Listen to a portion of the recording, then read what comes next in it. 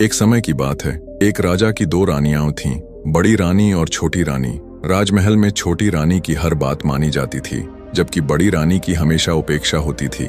राजा भी बड़ी रानी के महल में कभी कभार ही जाते थे। बड़ी रानी अपने दोनों पुत्रों कर्ण और अर्जुन के साथ दुख और अकेलेपन में दिन गुजार रही थी। राजा न तो बड़ी रानी की परवाह करता था और न ही अपने बेटों की। छोटी रानी आए दिन उन्हें ताने देती, अपमानित करती। बड़ी रानी सब कुछ चुपचाप सहती रहती, लेकिन छोटी रानी को संतोष नहीं था। वह हर वक्त बड़ी रानी को नीचा दिखाने का अवसर ढूंढती रहती थी। एक दिन दोनों रानियां झील में स्नान करने गईं। छोटी रानी ने बड़ी रानी से कहा, आओ मैं तुम्हारे सिर में तेल की मालिश कर देती हूँ।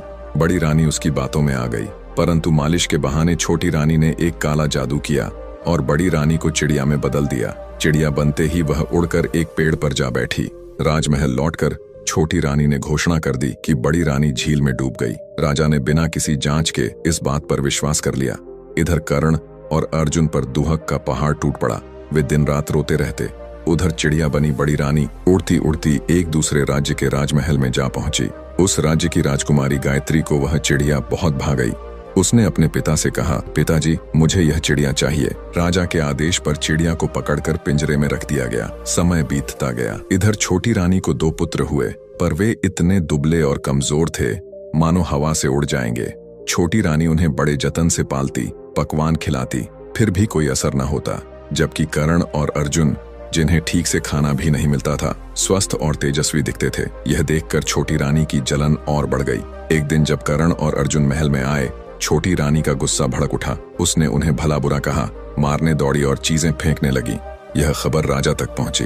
राजा दौड़े आए और पूछा, क्या हुआ रानी? छोटी रानी गुस्से में कांपती हुई बोली, आपकी पहली रानी के बेटे मुझे रोज गालियां देते हैं। जब तक मैं इनके खून से नहा न लूं, मेरा दिल ठंडा नहीं होगा। राजा ने क्रोध में आकर झल्लाद को बुलाया और आदेश दिया कि कर्ण और अर्जुन को मारकर उनका खून रानी को लाकर दिया जाए। कर्ण और अर्जुन का रो रो कर बुरा हाल था, पर जल्लाद को राजा की आज्ञा माननी थी। उसने दोनों के हाथ पांव बांध दिए और उन्हें बलि के लिए जंगल की ओर ले गया। जंगल पहुंचकर जल्लाद ने उनके वस्त्र उतरवा लिए और उन्हें पेड़ की छाल पहनने को दी। कर्ण बोला, भैया शायद हमारे भाग्य में यही लिखा था। उस समय जल्लाद की आंखें भर आईं।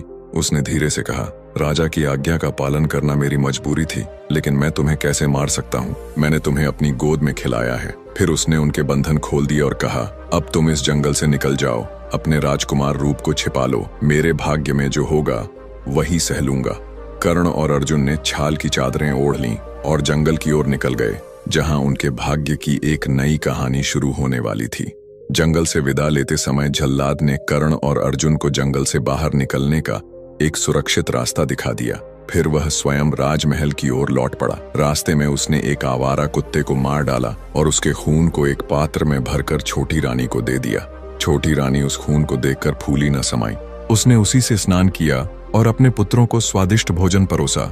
स्वयं भी तृप्त होकर भोजन किया, यह सोचकर कि अब बड़ी रानी के पुत्रों से सदा के लिए छुटकारा मिल गया है। उधर कर्ण और अर्जुन जंगल में आगे बढ़ते गए।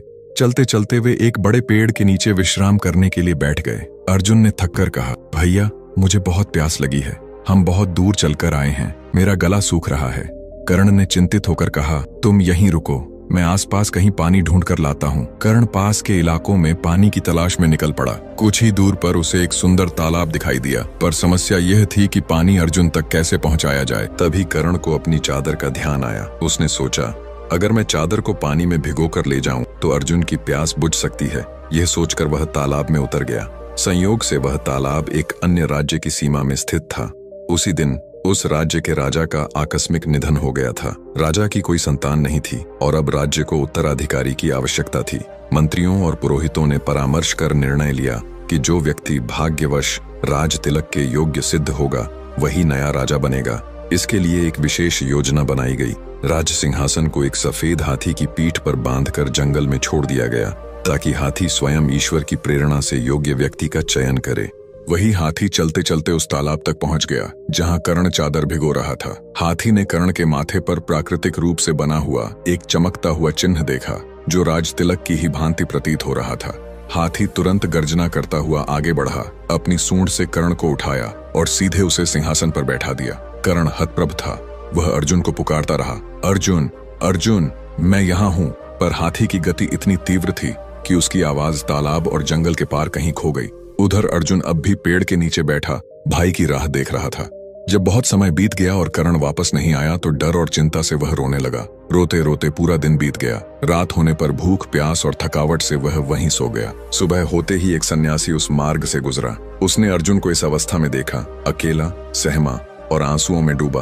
उसकी करुणा जाग उठी। सन्यासी ने अर्जुन को अपनी गोद में उठाया और उसे अपने साथ जंगल की एक शांत कुटिया में ले गया। इधर सफेद हाथी करण को लेकर राजधानी पहुंचा। वहां की प्रजा और मंत्रीगण आश्चर्यचकित रह गए। हाथी ने करण को सिंहासन पर बैठाया और सबने उसे नया राजा स्वीकार किया।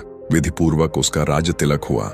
कर्ण अब उस राज्य का नवनिर्वाचित राजा बन चुका था, किंतु अर्जुन की चिंता उसके मन में अब भी गहराई से बसी थी। कर्ण को कुछ भी समझ में नहीं आ रहा था कि उसके जीवन में अचानक यह सब कैसे घटित हो गया। महलों की भव्यता, राजा बनने का गौरव, सब अधूरा लगता था। उसका मन बार बार अपने छोटे भाई अर्जुन को याद करता। वह सोचता, अब वह किस हाल में होगा? क्या उसने पानी पिया? क्या वह सुरक्षित है? समय बीतता गया। कर्ण ने परिस्थितियों से समझौता कर लिया और पूरे मन से राज्य का कार्यभार संभालने लगा। वह अब कुशल, नीतिवान और दयालु राजा के रूप में प्रसिद्ध हो गया। पर अर्जुन की यादें उसके हृदय में अब भी जीवित थीं। उधर अर्जुन जंगल में सन्यासी की कुटिया में शांत जीवन व्यतीत कर रहा था। वह प्रतिदिन जंगल से लकड़ियां लाता, फूल चुनता और हवन की तैयारी करता। कभी कभी वह सन्यासी के पास बैठकर वेद शास्त्रों की गूढ़ बातें सुनता और ज्ञान प्राप्त करता। भोजन के लिए वह कंद मूल, फल और जल से ही संतुष्ट रहता। उसका जीवन सरल परंतु आत्मिक रूप से समृद्ध हो चला था। इसी बीच कर्ण और अर्जुन के पिता के राज्य पर एक भीषण देवीय आपदा आई। सारे गांव, महल और खेत नष्ट हो गए। प्रजा विस्थापित हो गई। राजा ने अपना सब कुछ त्याग दिया और अज्ञातवास के लिए निकल पड़े। छोटी रानी की दशा अत्यंत दयनीय हो गई। उसके पुत्र भी साथ थे, पर अब वह ठंडी सांसों और पछतावे से घिरी हुई थी। उसके फटे पुराने कपड़ों को देखकर लोग उसे दुत्कार देते। भूखी प्यासी वह इधर उधर भटकती रही। एक दिन वह अपने पुत्रों को लेकर समुद्र के किनारे पहुंची। समुद्र की लहरें शांत थीं, पर रानी का मन अशांत था। तभी अचानक एक तेज लहर आई और उसके दोनों पुत्र लहरों में बह गए। रानी ने उन्हें बचाने की भरसक कोशिश की, पर सब व्यर्थ गया। दुखी होकर अपराध बोध में डूबी वह स्वयं भी समुद्र में कूद पड़ी और इस प्रकार उसका अंत हुआ। एक क्रूर नियति का दारुण परिणाम। इधर राजा की बेटी गायत्री अब विवाह योग्य हो चुकी थी। उसका सौंदर्य ऐसा था कि चांद भी उसे देखकर शर्मा जाए। राजा और रानी अपने कुल और कन्या के अनुरूप योग्य वर की तलाश कर रहे थे, पर कोई उपयुक्त राजकुमार उन्हें मिल नहीं रहा था। तब रानी की सलाह पर एक स्वयंवर का आयोजन करने का निर्णय लिया गया। स्वयंवर की घोषणा होते ही दूर दूर के राज्यों से सुंदर और पराक्रमी राजकुमार आए। भव्य सभा सजाई गई। राजा ने घोषणा की, सभी राजकुमार अपने आसनों पर विराजमान होंगे। मेरी पुत्री गायत्री उनके समक्ष जाएगी। जिसे वह मन से पसंद करेगी उसी के गले में वरमाला डालेगी। उधर गायत्री स्वयंवर के लिए सजी संवरी। उसने अपने लंबे काले बालों का सुंदर जोड़ा बनाया, आंखों में गाढ़ा काजल लगाया। तभी उसके पास उसकी प्रिय चिड़िया आई, जो वर्षों से उसकी सखी समान थी। गायत्री ने चिड़िया से पूछा, अब बताओ, क्या कुछ कम है मुझ में? चिड़िया बोली, यदि मैं तुम्हारी जगह होती तो पैरों में सोने की पायल पहनती, छम छम करती, हर कदम पर सौंदर्य गूंजता। गायत्री ने सोने की पायल पहन ली। फिर चिड़िया बोली, अगर मैं होती तो सोने की जरी वाली साड़ी पहनती, जिससे सूर्य की किरणें भी शर्मा जाएं। गायत्री ने वैसी साड़ी पहन ली। चिड़िया बोली, अब एक हीरे का हार पहन लो, तुम्हारा रूप और भी निखरेगा। गायत्री ने हार भी पहन लिया। फिर चिड़िया बोली, अब कानों में जड़ाऊ कर्णफूल और मांग में हीरे का टीका पहन लो, तभी नारी का श्रृंगार पूर्ण होता है। गायत्री ने वैसा ही किया, पर अंत में चिड़िया गंभीर होकर बोली, पर अब भी एक चीज रह गई है, गजमुक्ता। जब तक तुम्हारे पास गजमुक्ता नहीं होगा, श्रृंगार अधूरा रहेगा। अगर किसी राजकुमार के पास गजमुक्ता है तो समझना वही तुम्हारे योग्य वर है। ये सुनते ही गायत्री ने अपने सारे आभूषण उतार दिए और सभा में घोषणा करवा दी, मैं उसी राजकुमार से विवाह करूंगी जो मेरे लिए गजमुक्ता लाकर देगा। सभा में खलबली मच गई। कोई नहीं जानता था कि गजमुक्ता कहाँ मिलता है। सबने सुना था कि यह एक अत्यंत दुर्लभ वस्तु है जो केवल सौभाग्यशाली और साहसी को ही मिलती है। वह भी हाथी के मस्तक में छिपा होता है, परंतु हर हाथी के पास यह नहीं होता। अब सभी राजकुमार गजमुक्ता की खोज में निकल पड़े। समुद्र के किनारे पाए जाने वाले कुछ विशेष हाथियों के मस्तक में ही गजमुक्ता होती है। यह जानकर सारे राजकुमार गजमुक्ता की खोज में समुद्र की ओर चल पड़े, लेकिन समुद्र तट तक पहुंचने से पहले ही हाथियों के एक उग्र झुंड ने उन पर आक्रमण कर दिया। कई राजकुमार बुरी तरह घायल हो गए, कुछ के हाथ पैर टूट गए। इस भयावह दृश्य से घबराकर वे सभी हताश होकर अपने अपने राज्य लौट गए। कुछ ही समय में यह समाचार कर्ण तक पहुंचा।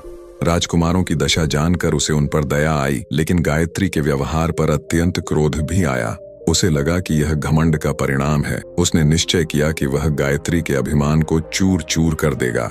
उसने गायत्री के पिता के राज्य पर आक्रमण कर दिया और युद्ध में उन्हें पराजित कर गायत्री को बंदी बना लिया। उधर अर्जुन अब भी सन्यासी की कुटिया में रह रहा था। एक दिन वह उदास होकर अपनी कुटिया के पास स्थित विशाल बरगद के पेड़ के नीचे जा बैठा।